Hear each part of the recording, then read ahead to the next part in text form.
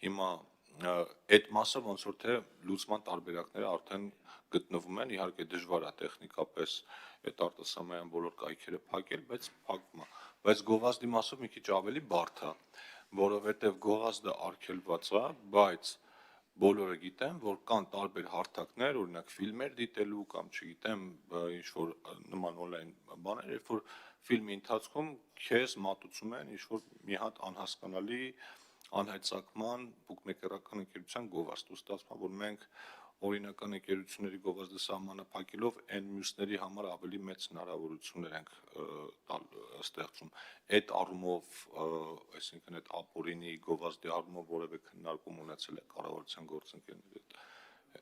Այս կոնկրետ օրենքի նախագծով չենք ունեցել, այո, իրականում համացանցում դժվար է վերահսկել, նման ձեր ասածը քողարկված գովազդի մասին է խոսքը։ Կան, չգիտեմ, օրինակ սպորտային միջոցառումներ, օրինակ ուղիղ եթերով հեռարձակվող արտասահմանյան, օրինակ չգիտեմ, թենիս, ֆուտբոլ, որտեղ ակնհայտ մարզադաշտում դրված է տոտալիզատորի բուկմեկերի անուն կամ գովազդ, ընդ որում եւ հայկական եւ արտասահմանյան։ Դրա դեմ ես չգիտեմ կարգավորումները ինչպես է արվում, հեռուստաընկերությունների վրա դրվել, թե ասենք չգիտեմ, ուղիղ եթերում հնարավոր չի դա կողարկել իրականում, բայց այդ խնդիրը կա, ես նաև ինչ վերաբերում է հայկական ֆիլմերում բանում, այս նախագծով չէ, բայց ամեն դեպքում պետք է մտածել օրենքը շրջացողներին, տուգանքը եթե կա եւ շարունակում են անել, ուրեմն տուգանքը համաչափ չի, չգիտեմ, մի տարբերակ ամեն դեպքում մտածել է պետք, բայց ամեն դեպքում ֆիզիկական գովազդը բաց տարածքներում, ինչպիսին օրինակ օդանավակայանը, այս նախագծով բացառվում է։ Չէ, իմ ասածը չի նշանակում, որ սա պետք չի անել, սա պետք անել զուգահեռաբար նաև այն մյուս հարցով զբաղվել ու նաև մի հարցել կամ ավելի ճիշտ առաջարկ, որ կխնդրեմ մինչև երկրորդ ընթերցում էլի կառավարության գործընկերների հետ քննարկեք։ Մենք նաև ունենք շատ դեպքեր, երբ որ տարբեր սոցիալական մեդիայի հարթակներում բլոգերների կողմից որոշ գործունեություն է ծավալում, որը դասական առումով ռեկլամ կամ գովազդ չի, բայց անուղղակիորեն հիշատակվում է այդ մեկերական ընկերությունը, անունը կարող է դնել ինչ-որ live stream կամ չգիտեմ ինչ, այդ ահազանգերը եկել են, իրանք փաստորեն դրանով ոչ միայն հարկային եկամուտներ են թաքցնում որոշ դեպքերում, այլ նաև հենց գովազդի մասին օրենքն են խախտում, որտեղ անուղղակիորեն գովազդում են ինչ-որ կոնկրետ բուկմեկերական ընկերությունների գործունեությունը։ Եթե այդտեղ օրենքը ավելի հստակեցնելու այդ սողանցքը փակելու հնարավորություններ կա, այդ էլ խնդրում եմ, որ ապագայում նկատի ունենանք, որ այդ բավականին տարածվում է։ Ես կարծում եմ դա արդեն վարչարության խնդիր է, որտեղ փաստացի համացանցում գովազդը արգելված է, իսկ այդ ամեն ինչ որ դուք ասում եք, դա համացանցով է արվում, ըստ զուտ հայտնաբերելու վարչարության խնդիր է եւ իրավաբանորեն ապացուցելու խնդիր է, որ դա գովազդ է, թե գովազդ չի։ Այլ հարցեր պարոն Ղարամանյանին չկան։ Այդ դեպքում հարակից զեկուցողին լսենք, հարցի հարակից զեկուցողը էկոնոմիկայի նախարարի տեղակալ Լիլիա Սիրեկանյանն է, կառավարության դիրքորոշումը ներկայացնելու համար, խնդրեմ Տիկին Սիրեկանյան։ Շնորհակալ եմ։ Ազգային ժողովի պատգամավոր Նարեկ Ղարամանյանի կողմից օրենսդրական նախաձեռնության կարգով ներկայացված գովազդի մասին օրենքում փոփոխություն կատարելու մասին օրենքի նախագծով նախատեսվում է արգելել խաղային գործունեության գովազդը նաև սահմանային մուտքի կետերում, ինչպես նաև առնվազն 4 աստղանի կարգին համապատասխան որակավորման պահանջներին եւ չափանիշներին համապատասխան հյուրանոցներում, որի վերաբերյալ Հայաստանի Հանրապետության կառավարությունն առարկություններ չունի։ Ինչպես նշեց պատգամավորը, շահումով խաղերի, ինտերնետ շահումով խաղերի եւ խաղատների մասին օրենքով ներկայումս եւս սահմանվում է խաղային գործունեության գովազդի հնարավորություն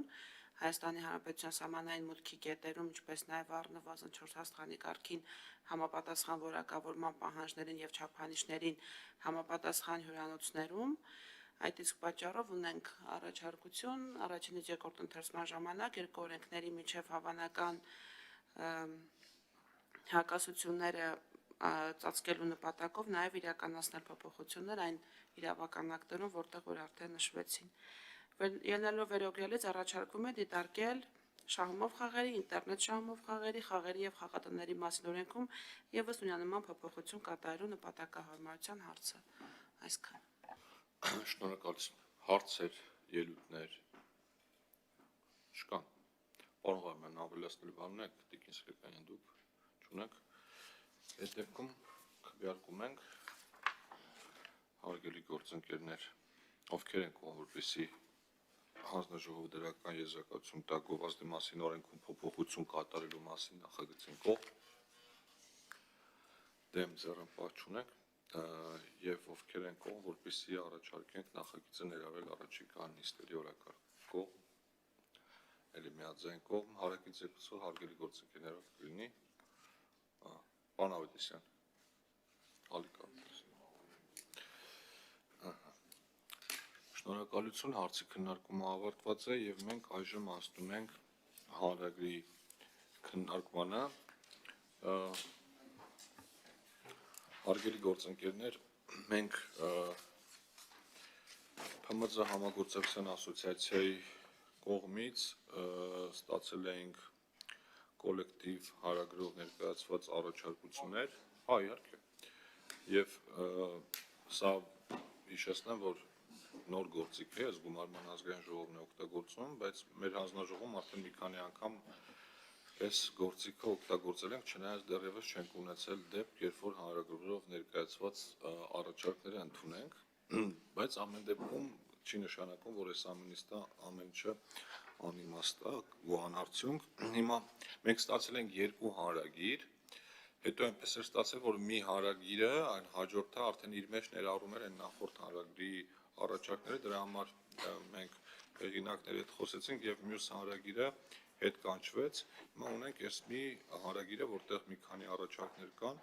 դրա համար խնդրենք նախ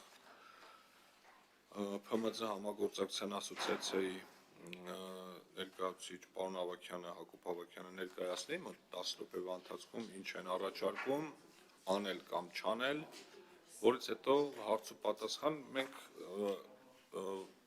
բավականին ժամանակ ունենք, ես հենց այսպես էլ ուզում եի, որ նիստը ընթանա, որպեսզի ձեր առաջարկները քննարկելու համար մի քիչ ավելի երկար ժամանակ ունենանք։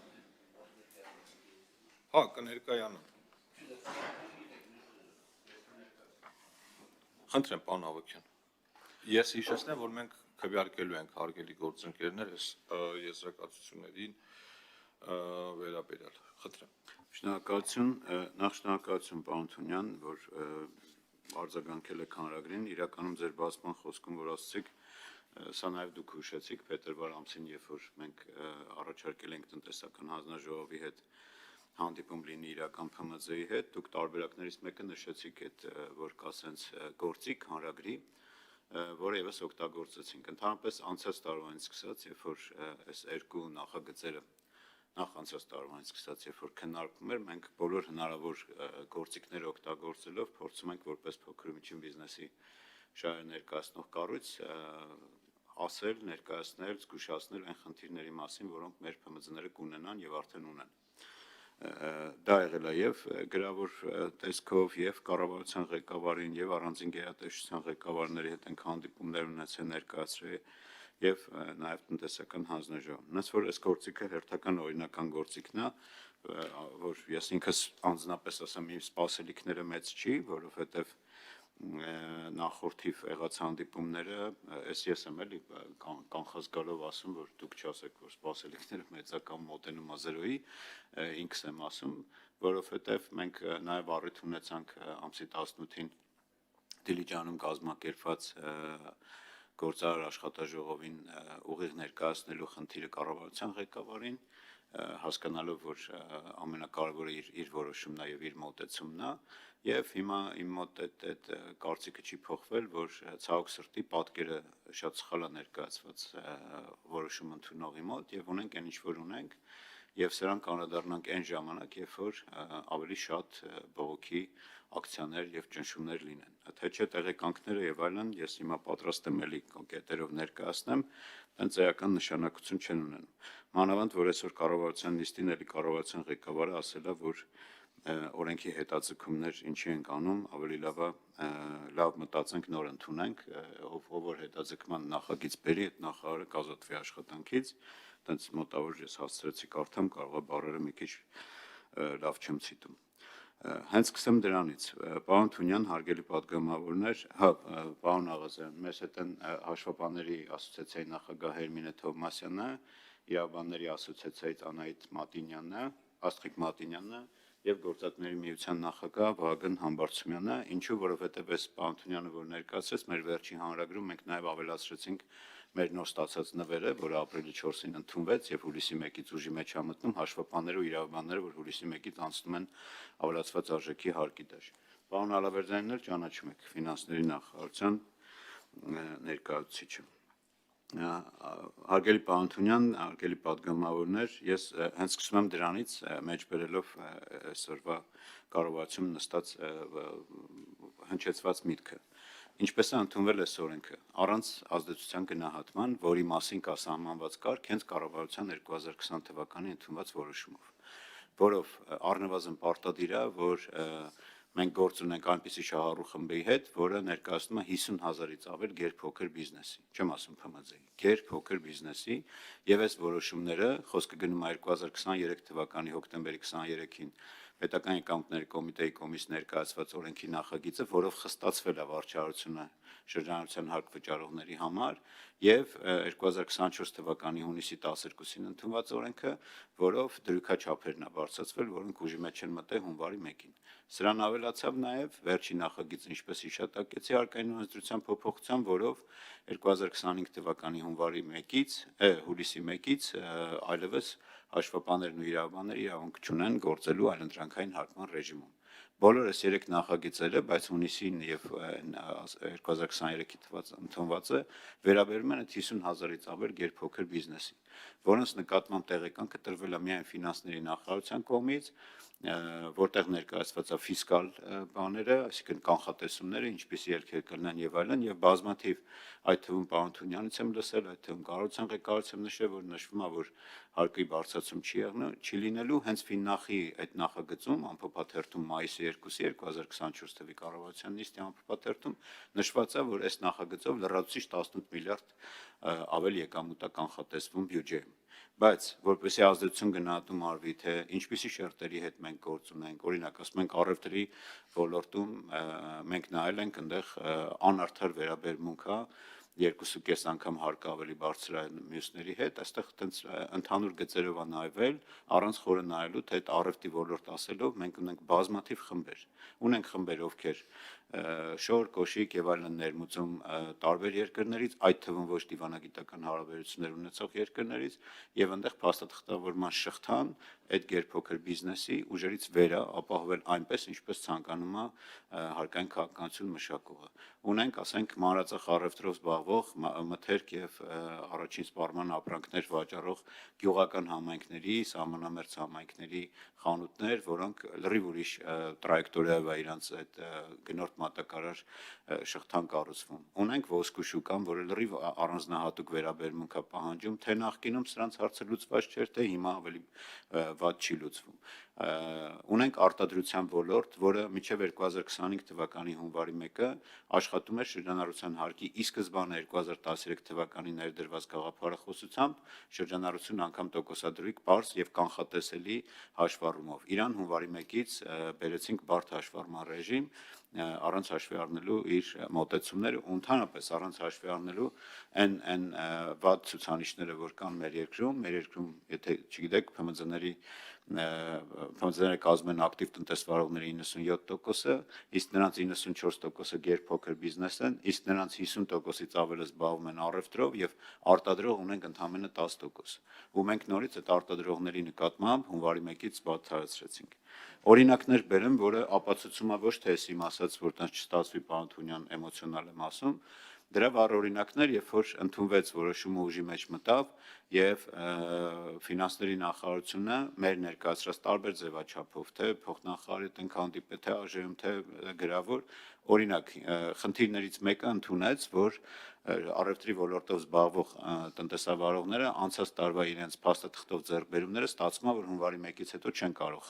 նվազեցնել եւ կառավարությունը բերեց աջակցության ծրագիր, պարոն Թունյան։ Շատ հետաքրքիր է, որ այս աջակցության ծրագիրը բերվեց էլի միայն առևտրի ոլորտի համար, առանց հաշվի առնելու արտադրողները լրիվ նույն խնդիրը ունեին, ծառայություն մատուցողները լրիվ նույն խնդիրը ունեին, բայց բերվեց միայն առևտրի ոլորտի համար եւ բերվեց կառավարության աջակցության ծրագիր, որով ասում են այսպես. դուք ներկայացեք հաշվետվությունը, դուք տվեք ձեր պարտքերը բարդ դրույքաչափով, հետո մենք կնայենք 2 եռամսյակի ընթացքում ձեզ այդ 5%-ի ու 10%-ի տարբերությունը կտանք։ Սա ակնհայտ է վերում ապացուցելու են իմ ասած օրինակը, որ այդ դրույթը օրինակ հաշվի չէին առել, որ մարդիկ մինչև հունվարի 1-ը իրենց փաստաթղթավորված ձեռքբերումները ինչ են անելու։ Հիմա մենք ունենք ասոցիացիայի անդամ արտադրող, որը նոյեմբեր-դեկտեմբեր ամսին ինքը ձեռք է բերել պատշաճ փաստաթղթավորված ձեռք է բերել հումք նյութեր եւ ապրանքներ, որոնք իրենք արտադրելու է մինչև այս տարվա հունիս-հուլիս ամիսները, բայց ինքը զրկված է այդ հնարավորությունից, որ իր ծախսերը նվազեցնի, ասում եմ, այն դեպքում, երբ որ այդ մարդը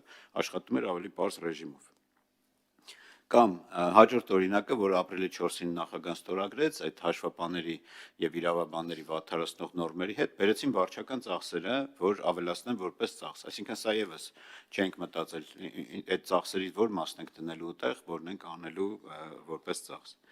Եվ սրան զուգահեռ ամենակարևոր բանը, երբ որ հայտարարվում է, որ շրջանառության հարկը գնում ենք վերացման, ստացվում է, որ համեմատելով մեր նման երկրները, զարգացող երկրները, նույնիսկ մեր հարևաններին համեմատելով, այսինքն մենք այնտեղ չենք թողնում ոչ մի հնարավորություն գերփոքր բիզնեսին այլընտրանքային հարկման ռեժիմներում աշխատելու, որը ստանդարտ ու պարզ իրավիճակ է բոլոր նորմալ քաղաքականություններ մշակող երկրները, որտեղ կարևորում են փոքր բիզնեսին։ Մասնավորապես սրան զուգահեռ փոփոխության ենթարկվեց նաև միկրոձեռնարկատիրության հարկման ռեժիմը անցած տարի, որով փոքր,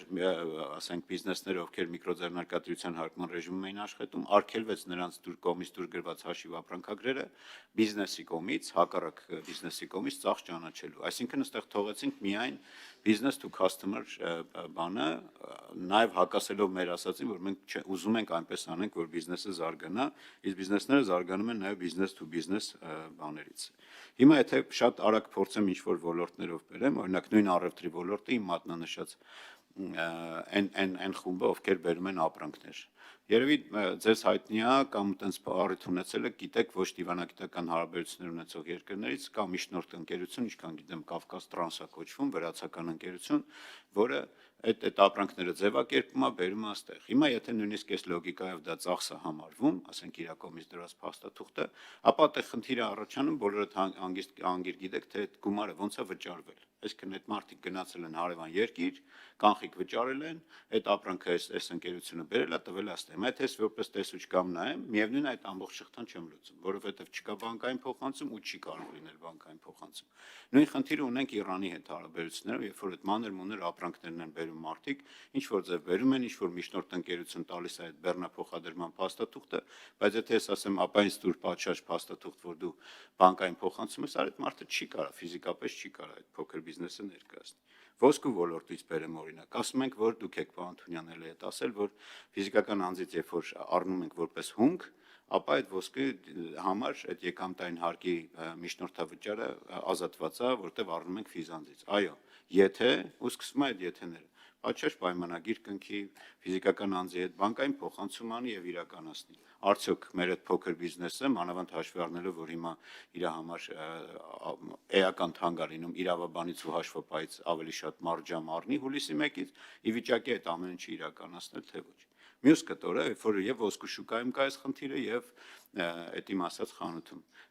կան ոսկու շուկայում տարբեր դերակատարներ, որոնք պարզապես վաճառողներ են, կան պարզապես արտադրողներ են, կան ծառայություն մատուցողներ։ Բայց այդ մի հատ փոքրիկ խանութի, ասենք օրինակ բանում, որտեղ որ կանգնած այդ ցեղանիկում վաճառումը, ինքը իրականացնում է ինչ, ունի իր սեփական ապրանքը,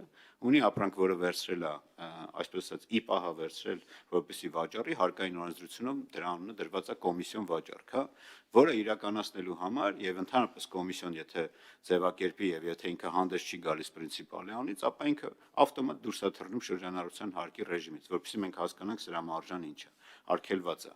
Եթե ինքը հանդես գա նրա ունից եւ նրա փոխարեն, ապա դա հնարավոր է։ Իսկ դա ով պետքա ձևակերպի, խելոք իրավաբանը, որը պետք է անի։ Դրա համար ասում եմ, ոսկու շուկայի խնդիրը դեռս նախկինում է լուծված չէր, եւ այնտեղ տենց ինչ որ ձև այդ 5%-ը վճարելով կամ ինչ որ բաներ անելով անում են։ Բայց հիմա երբ որ ասում ենք մենք պետք է իրականացնենք, ապա դա դասական կոմիսիոն պայմանագրերի տեղատարափ պետք է լինի, որը պատրաստ չի այդ տեղի կանգնած տնտեսվարողը։ Նույն խնդիրը ունենք մենք մարզեր եւ մայրաքաղաք հարաբերությունները։ Մենք ունենք տնտեսվարողներ, որոնք ներմուծում են, վաճառում են տոնավաճառներում եւ ունեն իրancs հետ հարաբերվող մարզերում կանգնած տոնավաճառներում կամ վերավաճառողներ, որոնք գալիս են, ունեն հարաբերություններ քանի տարվա, ասում ես 5 հատը վերցնում եմ, 2 հատը վաճառք ձևակերպի, 5 հատը կծախեմ, նոր քեզ կտամ։ Այս ամեն ինչը բնական կյանքում կա, իսկ իրական հաշվապահությունում դա էլի պետքա ձևակերպվի կոմիսիոն վաճառքի պայմանագիր, տեղափոխման բեռնագիր, ասենք ստեղից Վանաձոր, որպեսզի մենք ոչ մի խնդիր չունենանք։ Այսինքն այս թեմաները, որ ես բերում եմ ու ներկայացնում եմ, շատ դեպքերում կարող է ձեզ թվա տենց ինչ-որ ֆանտաստիկայի ժանրից է, չէ, դա իրականությունն է, որ մենք հիմա փորձում ենք հասկանանք, թե ոնց է դա իրականանալու։ Ու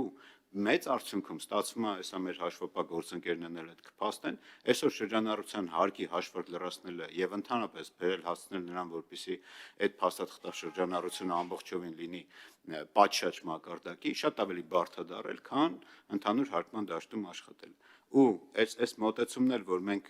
կիրառում ենք, որ մենք գնում ենք շրջանառության հարկի վերացման, ելի վերադառնալով նախաբանում ասածս, ոչ մի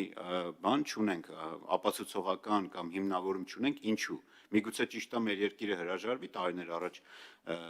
եվրոպական այդ երկրի կողմից դրված ավելացված արժեքի հարկի կեղծ թեզից եւ հակառակը մենք բոլորս գնանք ավելի կանխատեսելի հարկման ռեժիմի։ Ով ասել, որ ամենաճիշտ ավելացված արժեքի հարկի դաշտն է։ Ոչ մի հաշվարկ դրա մասով չկա։ Եվ սրան զուգահեռ, երբ որ մենք նայում ենք նաեւ այս իմ ասած, ես ընդհանրապես փորձում եմ մի քանի օրինակներ բերել, բայց ուզում եմ անպայման բոլորին անդրադառնալ, պարոն Թունյան, ասեք, եթե այդտեղ հարց կա, որ նորից բարձրաբանեմ, սիրով բարձրաբանեմ, ասում եմ, արտադրողների հարցը լրիվ անտեսվել է ու չի իրականացվել, այս իմ ներկայացրած մի քանի ընդհանրապես ֆրագմենտար բաներ եմ բերում, ու կան ծախսեր, որոնք էլի չեն ընդունվում, մանավանդ արտադրողների մոտ հիմնական միջոց, արագամաշ առարկա եւ այլն, որոնք անընդհատ հաստոց աշխատացնող փոքր, չգիտեմ, ինչ որ հացի արտադրությամբ զբաղվող ընկերության մոտ դա պարտադիր պայման է, որը ծախսեմ է։ Եվ սրան զուգահեռ ամենակարևորը, որ թվում է, թե փոքր բիզնեսները օրինակ ամփոփելով իրենց առաջի երամսյակը կարողացել են այնպես անեն, որ ավելի քիչ հարկեր վճարեն եւ այլն, բայց այդտեղ էլ անհատական շփումների արդյունքում մենք տեսնում ենք, որ այդտեղ էլ ճիշտ հաշվառում չեն արել, համամասնությամբ ծախսերը չեն կիրառել, այսինքն ամբողջ աշի ֆակտուրաները դրել են առաջի երամսյակը իջացրել են, դեպքեր կան։ Ու թվում է, թե իրենց մոտ հարկը իջել է, բայց ամենակարևորն ենք մոռանում, որ այստեղ խստացվել է նաև տուգանքները։ Այսինքն անկախ այս ամեն ինչից, եթե նախկինում օրինակ առևտրով զբաղվող ընկերությունը կամ տնտեսավարողը, ով որ ասենք ուներ 5% հանած 4% դրույքաչափ, եթե ինքը պատրաստ էր 5% վճարել եւ հեռու մնալ հարկային վարչարությունից, ապա հունվարի 1-ից դա էլ է փոխվել, անկախ նրանից, եթե տնտեսվարողը 10% վճարի նույնիսկ, այն պահին, երբ որ կան հարկային վարչարություն իրականացնող մարմինը եւ ասեն, այս բաժակի փաստաթուղթը ցույց տուր ինձ, եւ ինքը չկարողանա ցույց տա, ապա դրա դեպքում կիրառվում է 20% տուգանք, առաջի դեպքի համար, երկրորդ դեպքի համար 50% տուգանք։ Այսինքն սա է, որ մենք ավելի վախենում ենք, որ խախտվել է գաղափարախոսությունը եւ մոտ ապագայում կարող են լինել տուգանքներ եւ այլն, որը ավելի կնյարդայնացնի ու կդժվարացնի փոքր բիզնեսին։ Ու ամենակարևոր բանը, պարոն Թունյան եւ արգելի պատգամավորներ, այս ամեն ինչը, որ ես ասում եմ, հնարավոր է, ասենք, չգիտեմ, շատ մեծ ջանքեր գործադրելու արդյունքում գնանք, կրթենք, փորձենք այս մեր փոքր բիզնեսին բացատրենք, որ այ sense պետք է անես, կոմիսիոն պայմանագիրը սա է, դու կոմիտենտ ես, նա պրինցիպալ, ասենք, շուտ բարդ բաները բացատրենք, պայմանագրի օրինակներ տանք, բայց դա ով անի։ Դրա համար Հայաստանի Հանրապետությունում նախկինում կար ՓՄԶ զարգացման ազգային կենտրոն։ Հիմա մենք ասում ենք, դե թող գնան կրթվեն, օրենքը ուժի մեջ ենք մտցել հունվարի 1-ից, այսինքն որ ասում եմ դա պետք է իրականացվի։ Առանց հաշվի առնելու, որ ով է գնալու այդ ամեն ինչը իրականացնի, ով է գնալու նույնիսկ ձեր կողմից ընդունված ռեֆորմը, ով է գնալու իրական կյանքում սովորեցնի։ Եթե մենք ասում ենք, դե թող գնան իրանք կրթվեն, դա ամենացավալի եւ ամենավիրավորական մոտեցումն է, որով դու պարտադրում ես, ասենք, քո մտածած լավ չմտածված եւ լավ չհաշվարկված բեռը, ասում ես գնա դու ինքդ այս ամեն ինչը իրականացրու։ Ամփոփելով այս ամեն ինչը, ես ուզում եմ այդ շատ կարևոր նաեւ ուշադրություն դարձնեք այս կրթելու, ընդհանրապես թանկ վարչարություն սպասարկելու համար սրան լրիվ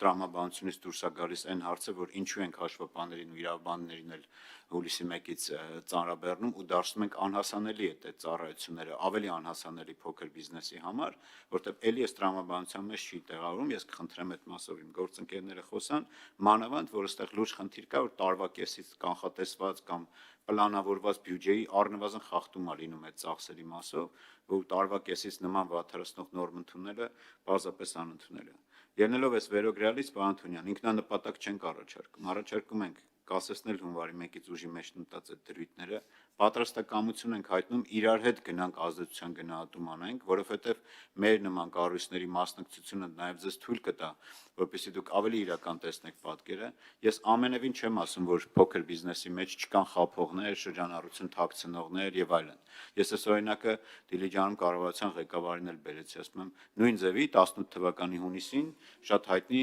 դեպքերով, օրինակ, տենց գնացիկ խանութների ցանց օպերատիվ գործողություններ, որոնք փոխկապակցված 100-ից ավելի ԱԶ-ներ եւ այլն կան։ Նույն բանը եղավ անցած տարի էլ ինչ որ խանութների ցանցի։ Ինչ արեցիք, այդ խոշոր բիզնեսը այլևս չի խափում։ Ոչ, խոշոր բիզնեսի համար 20% շահութարկը իջացրեցիք 18%։ Այսինքն, եթե փոքր բիզնեսի մեջ կան խափող տնտեսվարողները, այո, շահութարկ վճարողների համար 20%-ը նո հիմնականում խոշոր են։ Իսկ շրջանառության հարկ վճարողների մոտ այնտեղ ասի մոտ 55,000-ից ավել մենակ շրջարկ վճարող են, դրանք երփոքրի մեծամասնությունն են։ Իսկ շրջանառության հարկ վճարողների մոտ ասում ենք, այո, դուք խափում եք, դրա համար մենք ձեր մոտ բան կանենք, հարկային բեռը կբարձրացնենք, որ ինչ լինի, ավելի քիչ խափեն, այնպես իստմա էս էլ ապացուցված չի էս բեռը։ Ելնելով դրանից առաջարկում եմ այս 3 օրենքների ուժի մեջ մտած ժամկետները հետաձգել, միևնույն ժամանակ ոչ թե ինքնանպատակ հետաձգել,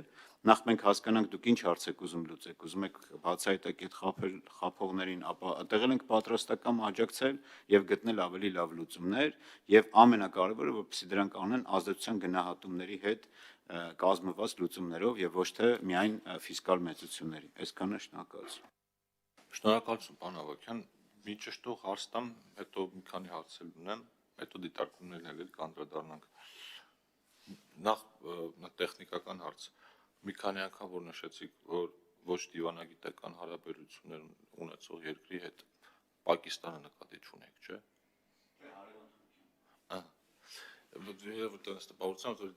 Երկրի անունը տալուց խուսափում եք, բայց այդ այսինքն անուն տալ լավ բան չի, բայց այդ երկրի հետ առևտուր անել լավ բան է, այդ երկրի հետ առևտուր անող մարդկանց մասին ենք խոսում, ինչը նորմալ է, բայց հարցս հիմա կոնկրետ հետևյալն է, Թուրքիա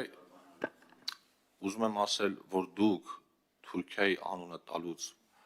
խուսափում եք անուն տալ, երկու անգամ հստակ ասում եք ոչ դիվանագիտական հարաբերություններ ունեցող,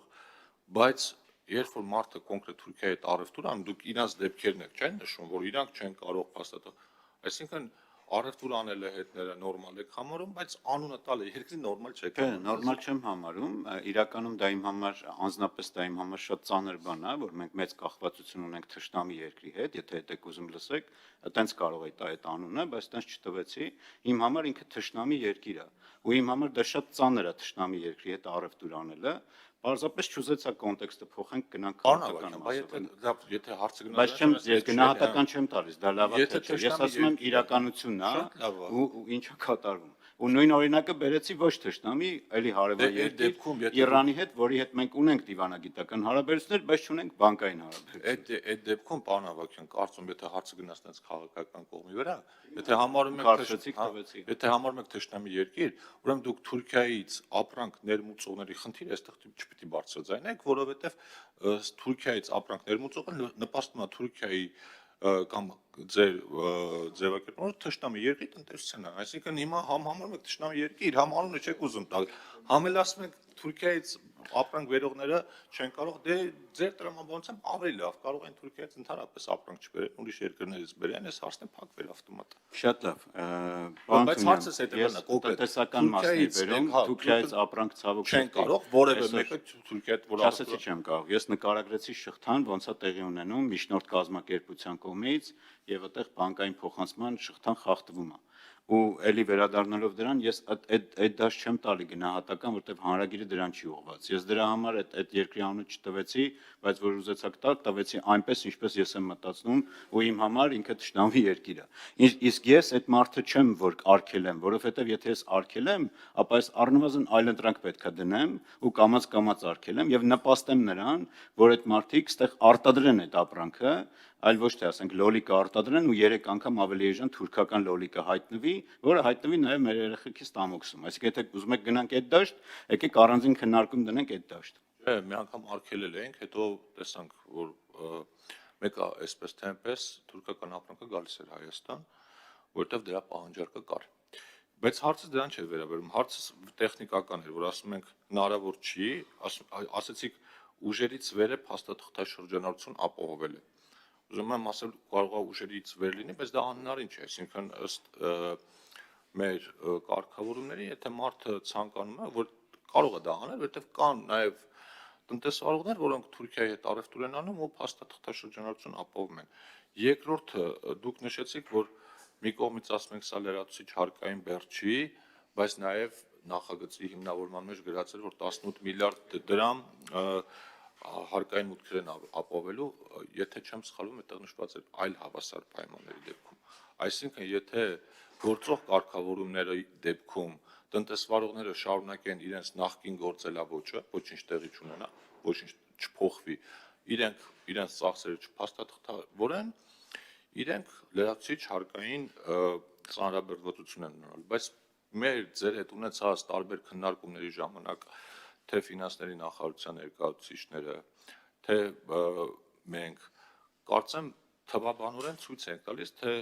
որ դեպքում, մինչև որ կետը ծախսերի ցույց տալու դեպքում գալիս ենք նույն կետին, եթե չեմ սխալվում, այդ 90%-ի շրջակայքներ ու դրանից բարձր ծախսերը փաստաթղթավորելը արդեն նշանակում է հարկային բեռի նվազեցում։ Հեսա բան անեմ, մի հարց էլ նշվեց, որ մարդիկ խնդիր ունեն փաստաթղթեր ձեռք բերելու հետ կապված, այդ հարցներն են քննարկել, մասնավորապես ոսկու դեպքում, երբ որ պարզվեց, որ ֆիզիկական անձանց ձեռք բերելու դեպքում այդքան էլ բարդ չի, ամեն դեպքում դա իրենք կարող են անել, իսկ հետո պարզվեց, որ չէ, խոշորներից, որ ասում են թուղթ չեն տալի, մեր որ մարդկանց ասում ենք, խնդրում ենք անունները ասեք, որ ընկերություններն են, որոնցից դուք գնում եք կատարում ու իրենք ձեզ թուղթ չեն տալի, այդ ժամանակ այդ շղթան այդտեղ խոսակցությունը փակվում է։ Միկրոբիզնեսի պահով, քանի որ դուք շատ թեմաների անդրադարձեք, ես հերթով ասեմ, միկրոբիզնեսի առումով, այո, միկրոբիզնեսի կարգավորումները ընդունվելուց հետո շատ բաներ այդտեղ փոխվեցին։ Դուք ներկայացրեցիք, որ սահմանափակվեց հնարավորությունները B2B ծառայություններ մատուցելու, բայց պատճառը չեք ասում։ Պատճառը այն է, որ այդ համակարգը դարձավ չարաշահումների առիթ։ Ու ստացվեց, որ իրականում միկրո ձեռնարկատիրության համար նախատեսված ռեժիմը օգտագործվում էր միջին կամ խոշոր ընկերությունների կողմից հարկերը նվազեցնելու նպատակով, ինչը իմ կարծիքով նորմալ է։ Մի բան էլ ուշացանք, օրինակ մեզ հակառակը քննադատում էին նրա համար, թե մենք հենց ինչու ի սկզբանե այդ սահմանափակումը չենք դրել, բայց չենք կարող այդ հաշվարկները ամբողջությամբ անել եւ մեկ էլ մենք չենք ասում ենք գնում ենք շրջանառության հարկի վերացում։ Այս պահին շրջանառության հարկի վերացման մասին նախագիծ չկա։ Մենք ասում ենք մենք գնում ենք արտոնյալ հարկային ռեժիմների գրավչության ու այդ շրջանակի սահմանափակմանը։ Երբ որ կգա ազգային ժողով կոնկրետ նախագիծ, որ շրջանառության հարկից հրաժարվում են, գնում ենք ամբողջությամբ ավելացված արժեքի հարկ, կամ ավելացված արժեքի հարկից ենք հրաժարվում բոլորի համար լինում է շրջանառության հարկ, կամ լինում է շրջանառության հարկի ու ավելացված հարկի ինչ-որ տարբեր մոդելներ, այդ բոլոր վերլուծությունները այդ ժամանակ կներկայացվեն։ Հիմա ես ստիպված մի անգամ էլ պիտի բան անեմ, նշեմ, որ կառավարության նպատակը չի եղել փոքր ու միջին բիզնեսի համար հարկային բեռ ավելացնելը։ Կառավարության նպատակը եւ մեր նպատակը եղել է այնպես անել, որ բոլորի համար լինեն հավասար պայմաններ։ Ինչ վերաբերում է հաշվապահներին եւ փաստաբաններին, մենք այդ թեման արդեն այնքան ենք իրավաբաններին, այնքան ենք քննարկել, նախ ուզում եմ հիշեցնել, որ մենք ի սկզբանե նախատեսում էինք ավելացված արժեքի հարկի դաշտ անել բոլոր մասնագիտական ծառայությունները, բայց այդպես չարեցինք։ իրավաբանների եւ հաշվապահների մասով խոսակցությունը նոր չի, այսինքն դա ես հիշում եմ, ես ինչ ազգային ժողովի падգամավոր եմ եղել, իմ առաջի քննարկումը եղել է հենց դուք էլ եք մասնակցում հաշվապահների հետ այս թեմայով 2019 թվականին 19 փետրվարին ու ես դրանից հետո հրաժարական տվեցի որպես էկոնոմիկայի փոխնախարար այդ ուղեցրի բայց ուզում եմ ասել մենք հիմա առաջարկում ենք հետ չգալ այդ ամեն ինչին բայց եթե լրացուցիչ ինչ որ բաներ կա որոնք միջև հիմա չեն ասվել որովհետև շատ են քննարկել համ լսումներ են կարել համ ՀՄԶ ոլորտի հետ ենք հանդիպել համ ձեր հետ առանձին ենք հանդիպել հավատացնում եմ որ տենց նպատակ չկա որ կառավարությունը ուզում է հենց ՀՄԶ-ին հարկի մեկ էլ այն տպավորությունը որ ասում եք խոշորը ավելի արտոնյալ պայմաններում քան փոքրը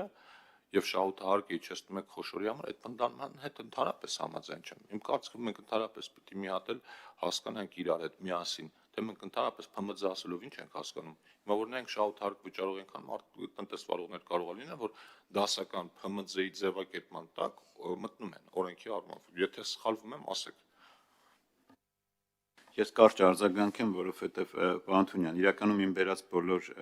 բաներին, օրինակներին կարող եմ երկար բաները նույնիսկ գծել ձեզ թղթով ինչի մասին է խոսքը, էլի։ Ու այստեղ անդրադարձ չենք անում մենք նրան, թե նույնիսկ այդ գրված կարգավորումներով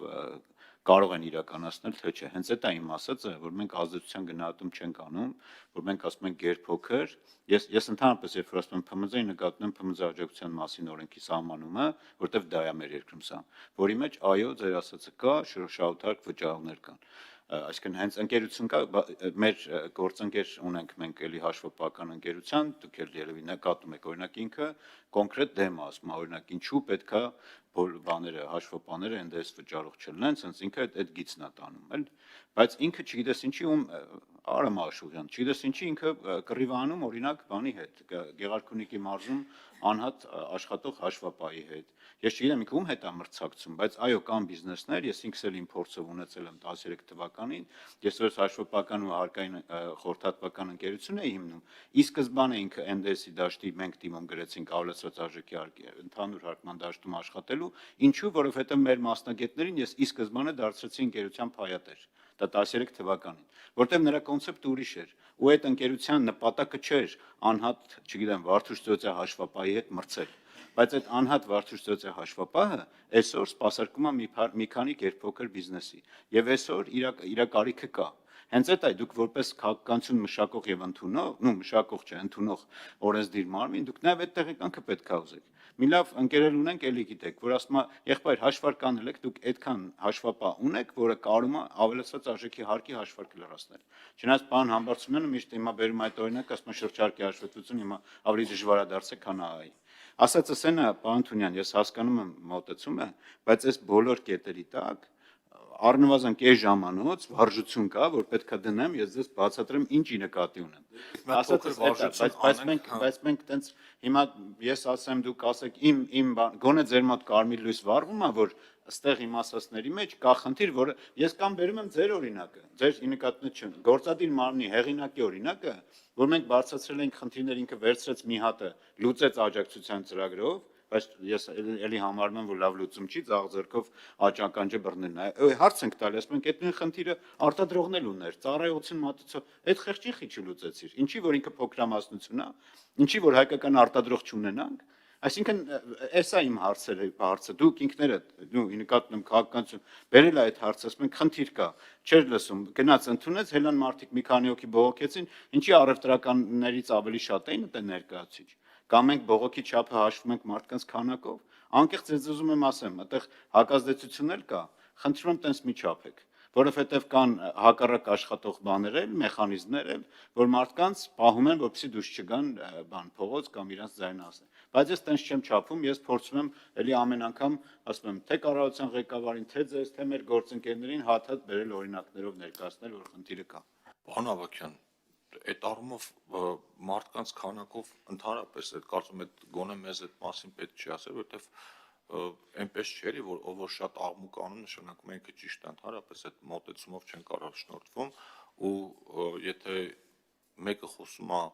դալիճում ինչ որ քննարկման ժամանակ ծափ են տալիս մի 10 հոգի, այդ չի նշանակում, որ անպայման այդ մարդը ճիշտ է, որտեղ այդ ծափ տվողները կարող է իր հետ բերած մարդիկ են։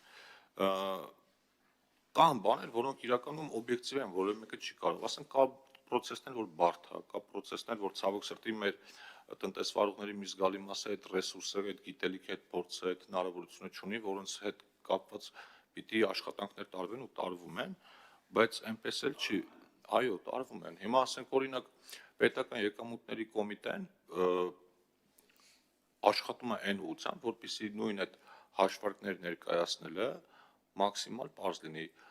Հարկային օրենսգրքի հետ կապված մենք առաջիկայում կունենանք մի հատ փոփոխությունների փաթեթ, մենք երեք տնտեսվարողների հետ հանդիպման ժամանակ էլ ենք ասել, որտեղ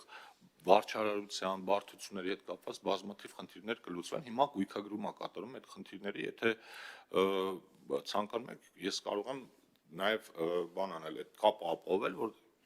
չնայած կարծում եմ արդեն իրանք ձեր հետ էլ կապի մեջ կլինեն, որ տնտեսվարողներին անհանգստացնող, տարընթերցման տեղիք տվող, գլխացավանքի պատճառ դարձող մասերով նորմալ փոփոխություններ կատարվեն։ Այս առումով լրիվ համաձայն եմ, բայց մնացած մասերով, որ մենք գնում ենք այն ճանապարհով, որ առանց հիմնավորումների բերում ենք ինչ-որ նախագծեր ենք այստեղ ընդունում, այդ կարծում եմ այդ մեղադրանքը տեղին չի, որովհետև ցանկացած փոփոխությանը նախորդում է բազում ամիսների աշխատանք։ Կարգավորման ազդեցության մասին էլ ասեմ, մենք այդ մասին էլ ենք շատ խոսել, դուք ինքներդ եղել եք էկոնոմիկայի նախարարի տեղական, ինձ լավ եք երևի պատկերացնում, թե կառավարության ներսում այդ վերլուծական ռեսուրսը ինչքան է բավարար է, թե չէ։ Մենք էդ էլ ենք քննարկել, որ իրար այդ ինստիտուտը ներդնենք, բայց դա էլ պիտի հասկանանք, դնենք թղթի վրա գրենք, միած ստից թուղթ բերենք մեզ ներկայացնենք, մենք դա ենք ուզում, թե չէ։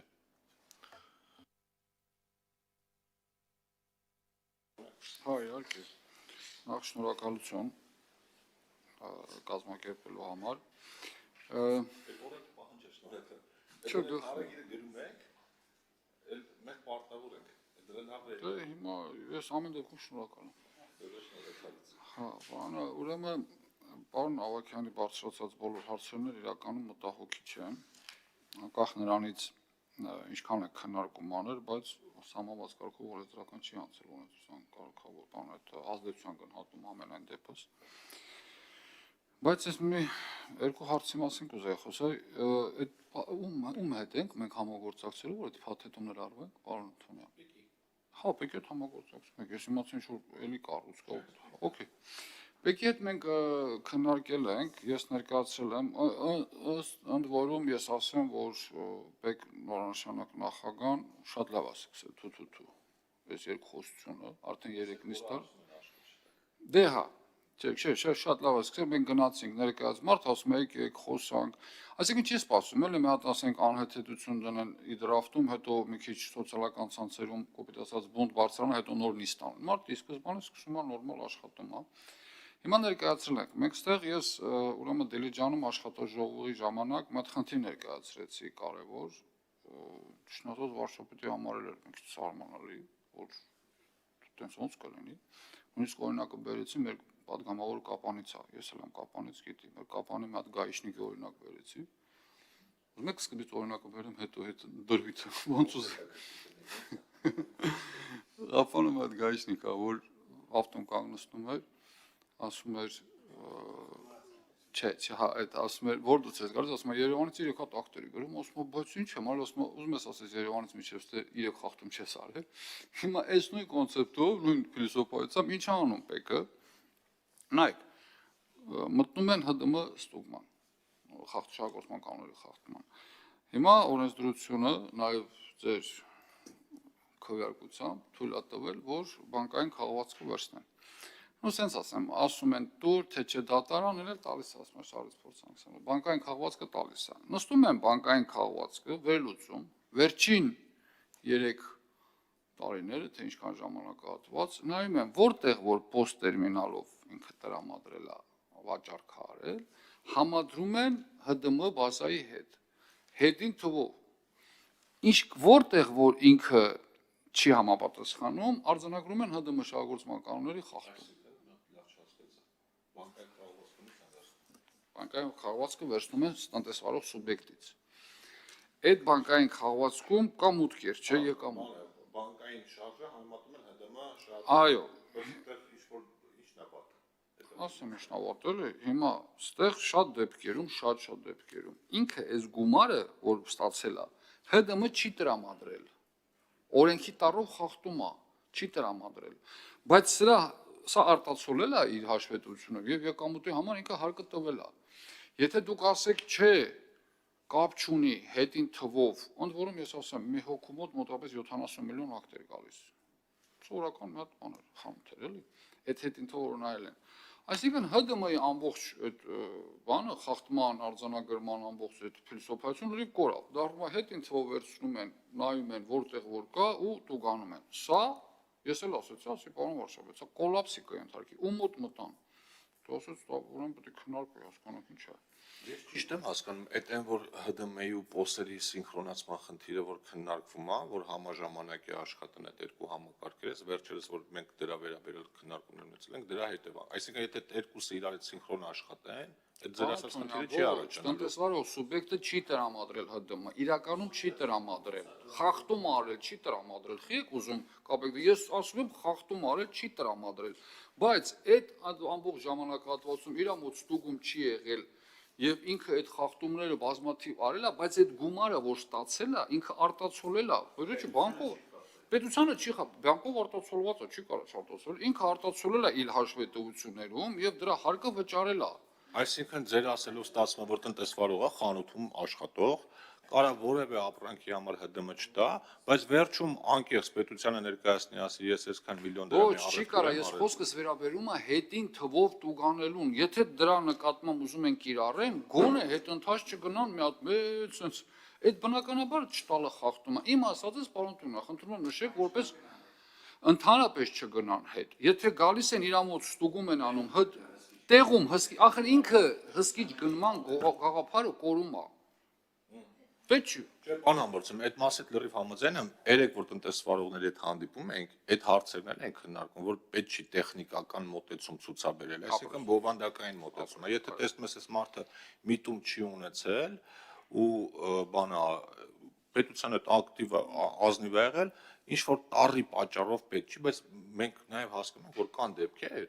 երբ որ պետական եկամուտների կոմիտեի աշխատակից եթե այդ գործողությունը չանի, իր նկատմամբ կարող է պատասխանատվություն լինի, որովհետև շատ դեպքում կարող է դա դիտարկվել որպես անգործություն։ Այսինքն եթե այդտեղ այ հենց այս ձևի դեպքերն եմ ասում, եթե կա որևէ տեղ, որ պիտի օրենսդրական փոփոխություն լինի, պիտի այդ փոփոխությունները արվեն։ Մտեղ էլ կա, որ ասում եմ, պետական եկամուտների կոմիտեն գիտի, որ բովանդակային առումով սա սխալ է իր գործողությունը, բայց անում է։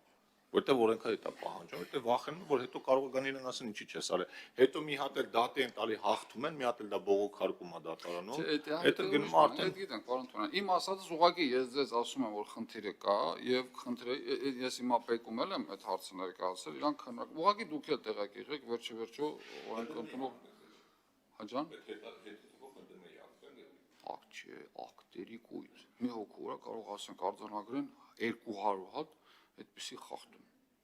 դա հիմա օրենքի տառի Այդ ավատ, այո։ Ես որ ներկայացրեցի, ասեցի պարոն Վարչապետ, օրենքի տառին համոզում, բայց ասեցի բան,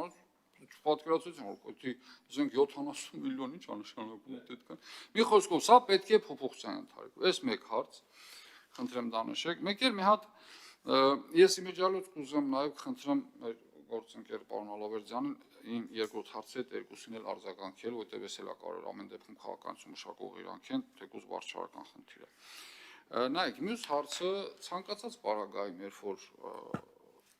հարկային բեռը ավելացվում պետության ներսում, ես ունեմ մի հատ բան իմ համար մշակած, այդ հոդվածը էլ է գրել ես վերջում,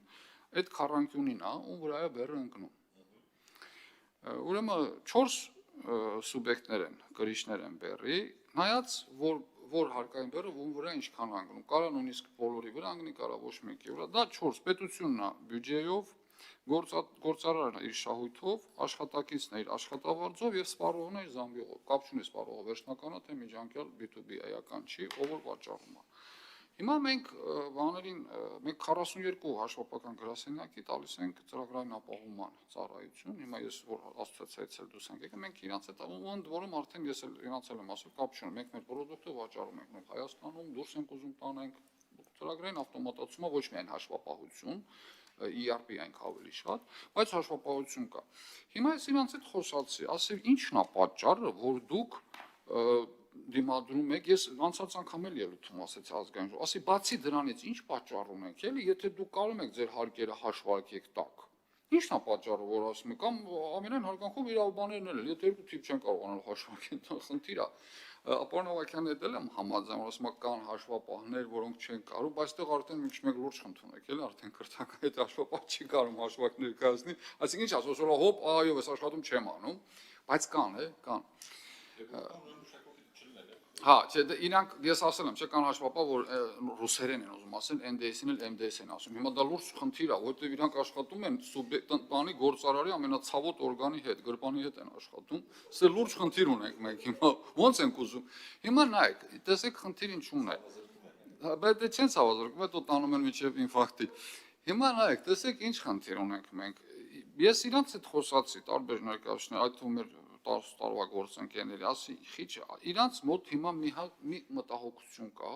ես Դիլիջանում այդ հարցը ներկայացրեցի էլի։ Ներկայացնելուց անմիջապես հետո պարոն Խաչատրյան ասեց, մենք հունվարի 1-ից էինք դրել, պարոն Թունյանը խնդրեց հետաձգել հուլիսի 1, այս բանը, որպեսզի քննարկումներ լինեն։ Խնդրեց հետաձգել, այսինքն հետաձգել, ոչ թե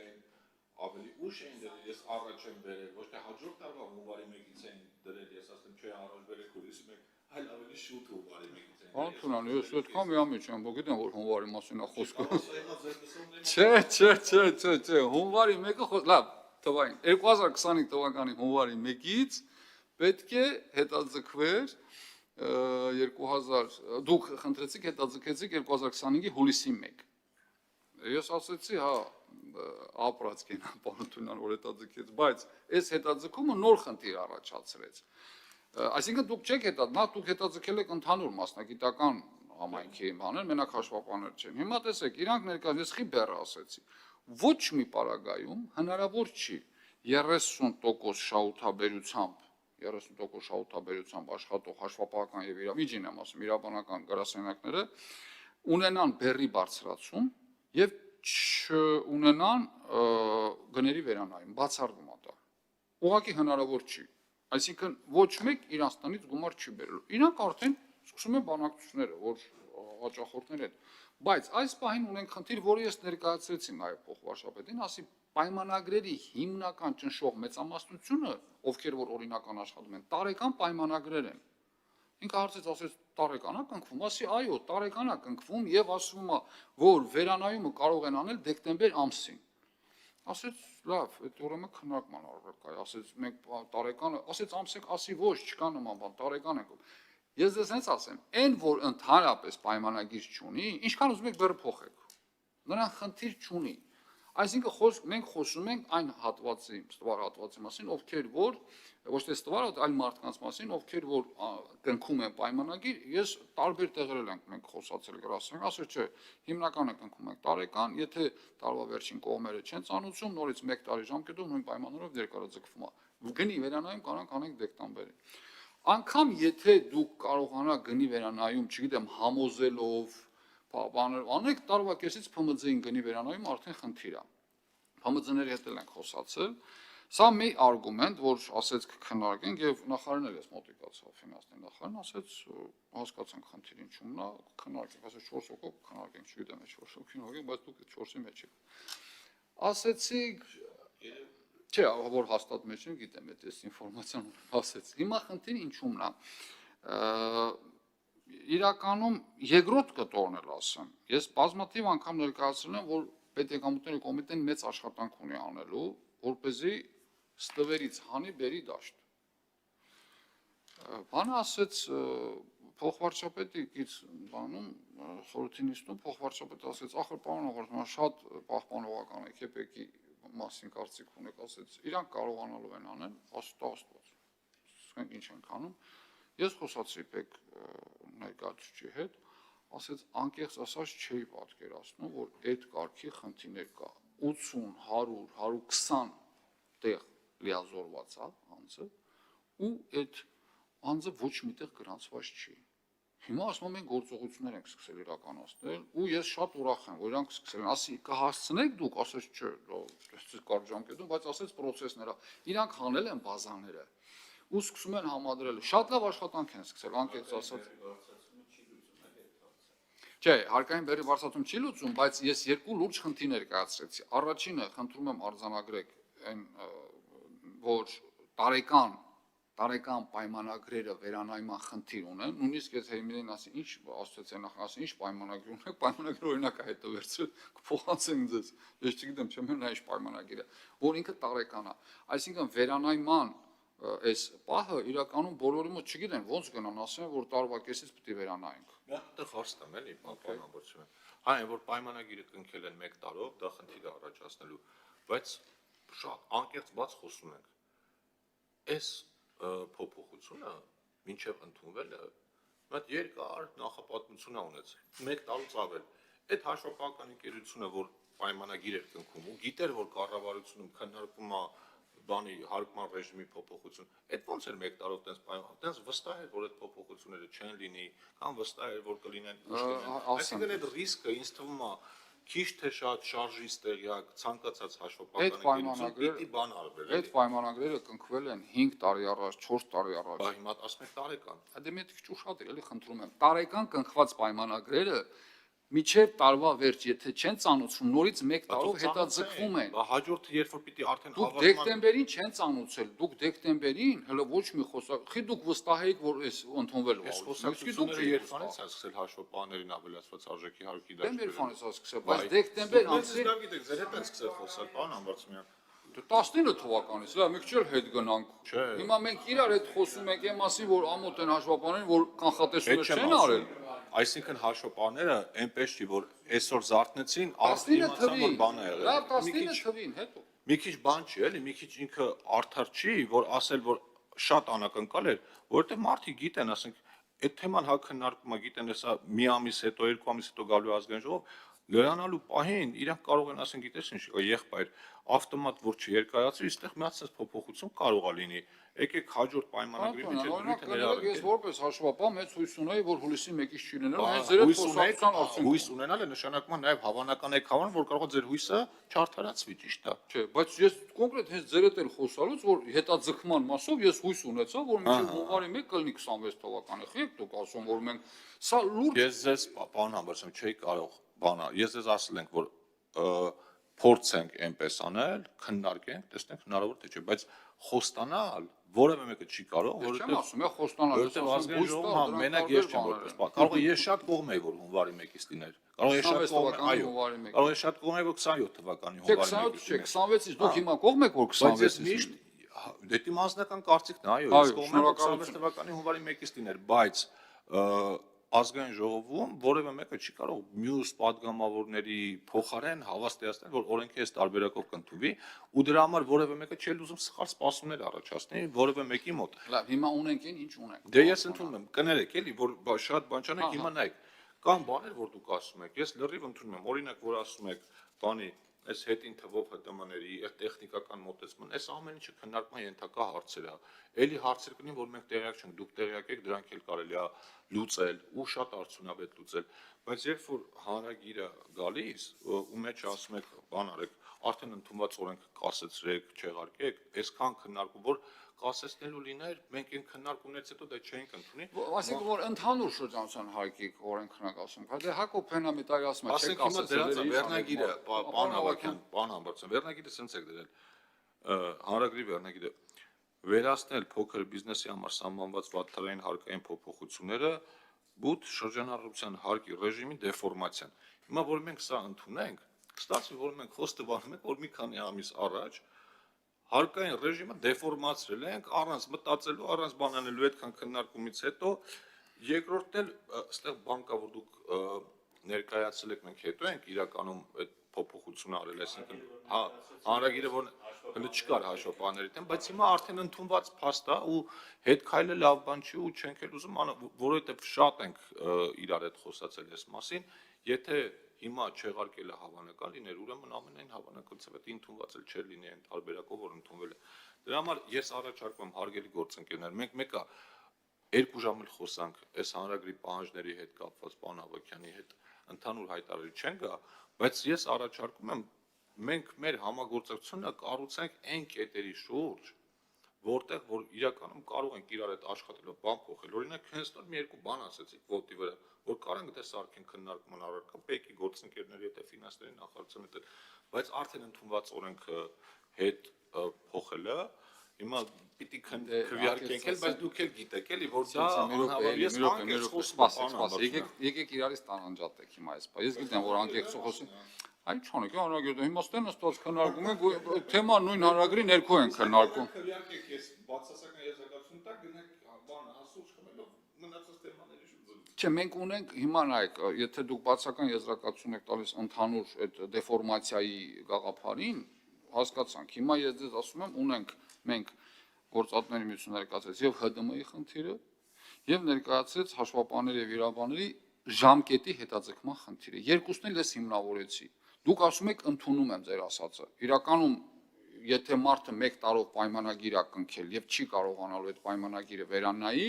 խնդրեմ Տիկին Թոմասյան ներկայացնի պայմանագիր։ Եթե չի կարողանալու վերանայի, դուք ել եմ ասում, մեկը ով չի կնքել պայմանագիր,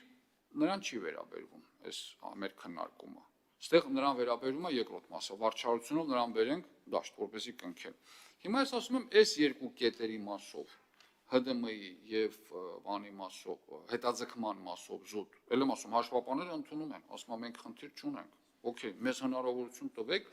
հետաձգման արդյունքում որոշակի կարանք, որտեղ ես ոնց հասկացա մի քանի տեղել են խոսացել ու բացական բաղաչախնդրություն հունվարի 1-ից դեկտեմբերին ծանոթացենք փոխանք, խնդիր չկա։ Ասում ներկայացել եմ ես սա, ներկայացել եմ որտեղ մարդիկ ասում են հասկացան, քննարկման առարկա։ Հիմա դեռ քննարկման առարկա է, սպասում են։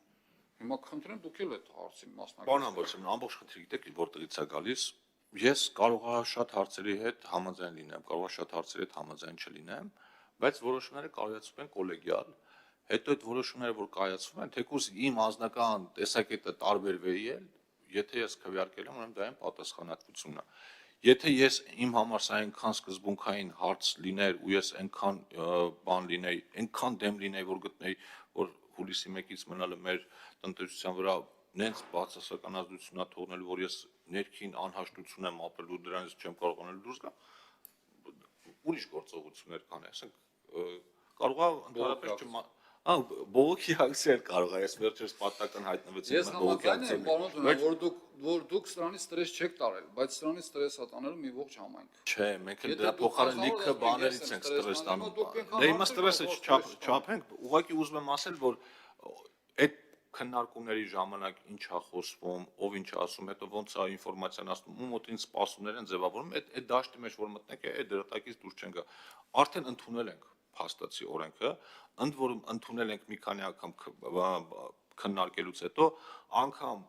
փաստաբանների, իրավաբանների մասով ընդունելուց հետո էլ ենք քննարկել, մենք ՓՄԶ-ի վերաբերյալ լսումներ ենք արել շրջանառության հարկի ելույթների 90%-ը փաստաբաններն են խոսում, էլի այդ բանը չեղարկելու մասին։ Այնքան ենք այս մասին խոսացել, չեմ կարծում, այստեղ, բայց այս վերջերս մի հատ փոփոխություններ արեցինք, որ իրանց գլխավոր խնդիրներից մեկը, որ ասում էին, մենք չենք կարողանում անվճար ծառայություններ մատուցել, դեռ 5% անվճար ծառայությունների քվոտա ենք տվել, այն որն էս չլինի, որ մարդը ուզում է անվճար ծառայություն մատուցի, պետությունը ասում է չէ կբերես, հարկը կտաս։ Այդ էլ ճկունակ, տեսնենք վաղ միսօր 5%-ի փոխարեն մարդիկ 20% են ուզում մատուցել, կարող է վերանայենք, բայց այս պահին, պարոն Ամբարձումյան, հաշվապահների ու փաստաբանների հարցը փակ է, այսինքն դեռ մենք դրան հիմա չենք անդրադառնալու, չեղարկել կամ չգիտեմ հետաձգել, շրջանառության հարկի մասով այն քննադատությունը ընդունում եմ, որ միգուցե իրազեկումը մի քիչ թույլ է կատարվում, բայց խնդրում եմ այդ հարցում դուք էլ մեզ օգնեք։ Մենակ մեզ մի քննադատեք, որտեղ ամեն որոշման մեջ կարելի է մատ բացասական կետ գտնել, պարոն Ավագյան, բայց այն կապերը ու շրջանակը, որ դուք ունեք ՓՄԶ-ի հետ, ամենալավ իրազեկման արդյունավետ մեթոդներից մեկն էլ դուք կարող եք։ Եկեք այդ հարցում էլ իրար օգնենք, որ չգան մարդիկ 1000 տեղից սխալ ինֆորմացիա, միտումնավոր ապատեղեկատվություն մատուցելով գան մարդկանց մոտ սխալ կարծիքներ առաջանան։ Մի խոսքով անկեղծ ասած մի վախացում ասեմ, եթե հիմնավորվում է, որ մարդիկ չեն կարողանում իրենց հետ վերանայեն, ու դուք բնդում ասում եք չենք վերանայելու, դա ես նշանակում է, որ դուք իրականում մեր հետ համագործակցություն չեք անում։ Դուք ուղղակի սա անում եք, կներեք ձևական բնույթ։ Որը Որ ես հիմնավորում եմ, որ մարդը իրականում չի կարող իր պայմանագիրը վերանայի նույնիսկ իրավական եթե չի կարողանում տեղ ունենալ, ինքը պետք է գնա մտնի իր շահույթի հաշվին չի անելու։ Կոլապս հիմա ասում է ինչ անեմ, խի դուք չգիտեք ինչ անելու։ Այդ ինչ անելու է ես արդեն դրա հետ բան համբարձան, եկեք սենց անենք, կանցնի որոշ ժամանակ, մի հատ իրար հետ վիճակագրությունը կնանք, տեսնենք քանի հաշվապահ այդ պատճառով փակվել, սնանկացել, կոլապսի Բարձրացած չի փակվելու, չի սնանկացել։ Բասմե կոլապսի է ենթարկվում։ Գներն է բարձրացնելու։ Հունվարի 1-ից է կարող բարձրացնել, հիմա չի կարող Վայ բարձրացնել։ հիմա ինչ է լինելու այդ 6 ամիսը, որ ինքը այդ պայմանագրերը որ կնքել է,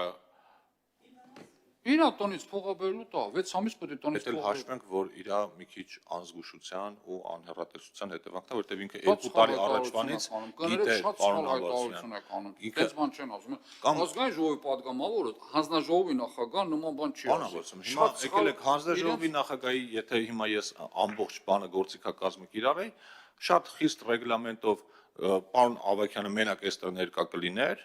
խոսեր, մենք իրան կլսենք, մի երկու հատ հարց կտայինք, կքվեարկենք, կգնանք։ Դեմի շնորհակալություն եմ հայտնում, ասում եք, եք օրենքի Դե հիմա շնորհակալություն եք հայտնում, հետո նենց բան եք ասում, որ ավելավետ շնորհակալություն չհայտնեք։ Եկեք, ես ավելի շատ գործընկերային բանով եմ խոսում ու փորձում ձեր հետ անկես լինել։ Դուք ինձնից լավ գիտեք, հաշվապահական համայնքը այս փոփոխությունների մասին ավելի շուտ է իմանում, քան ես ու մեր այս գործընկերները, որովհետև Ֆիննախում առաջին իրանց են կանչում, հետները քննարկում են, մարդը գիտի, որ կարող է մի քանի ամիս հետո կամ մի տարի հետո փոփոխություն լինի, չեք կարծում, որ ամեն դեպքում պայմանագիրը երկարացնելուց առաջ ինքը պիտի մի քիչ այդ ռիսկը հաշվի առնել։ Օրինակ ես լինեի կառնեի այդ ռիսկը հաշվի։ Եկեք հիմա եթե դուք ասեք տենց չի, դու կարող ես մարդիկ դեկտեմբեր ամսին երբ որ ասես դեռևս հետաձգվում է, նախ առաջինը չգիտեին միջև երբ է հետաձգվում։ Երկրորդը այդ ոնց է որ ասել ենք մինչև հունվարի 1 կարող է հետաձգվել, հիմք էին ընդունել, բայց որ դրանից առաջ մի տարի ասում էին, որ մտնելու ավելացած։ Բայց հիմա որ ասել եք միջև հունվարի 1 հնարավոր է հետաձգվի այդ։ Դե հնարավոր է, դա չի նշանակում, Հիմա ասել եք հնարավոր է, հիմա այդ հնարավորի տակից եկեք դուրս գանք միասին, էլի, այդ եմ ասում։ Խնդրեմ, եկեք մեր մյուս գործընկերներին էլ հնարավորություն տանք ու անցնենք քվեարկության արդեն։ Շնորհակալություն, պարոն Համբարձումյանը ներկայացրեց արդեն հաշվապահների համայնքի հետ կապված խնդիրները։ Մենք ասոցիացիայում կազմակերպել ենք հանդիպում քննարկումներ, ինչպես ասոցիացիայի անդամ, այնպես էլ ոչ անդամի շարք կազմակերպությունների հետ, ովքեր ներկայացնում են 600 հոգի հաշվապահական համայնքի ձայնը եւ խնդիրը։ Ինչպես նշում եք, նշվեց արդեն, որ